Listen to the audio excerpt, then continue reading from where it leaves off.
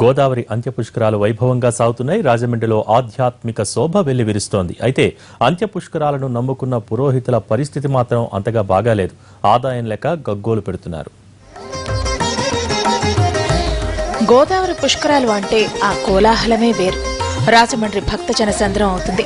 చనిపోయిన పెద్దలకు పిండ ప్రదానాలు చేసేవారు పెద్ద ఎత్తున రావడంతో పురోహితులకు మంచి డిమాండ్.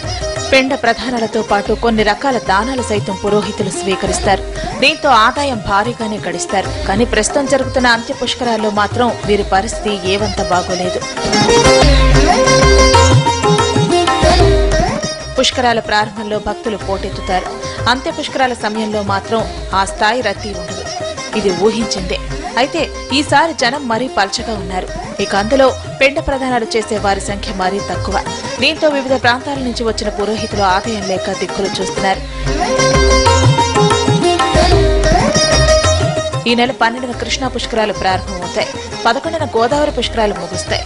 కాబట్టి 10వ తేదీ నుంచి రాజమండ్రిలో రద్దీ పెరుగుతుందనే ఆశతో ఉన్నారు పురోహితులు. ఆ 3 రోజుల్లో అయినా తాము ఆశించిన ఆదాయం వస్తుందని ఎదురు చూస్తున్నారు.